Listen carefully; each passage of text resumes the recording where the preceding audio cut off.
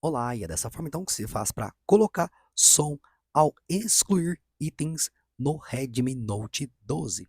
Para fazer isso, pessoal, você vai aqui em configurações, depois som e vibração, mais abaixo, configurações adicionais, e temos aqui, pessoal, a opção de reproduzir som ao excluir itens. Então, se você quer que saia som para quando você excluir um item no seu aparelho, é só ativar essa caixinha. Ativando, pessoal, é só agora retornar e pronto. Espero que esse vídeo ele tenha te ajudado de alguma forma e até o próximo vídeo. Tchau, tchau.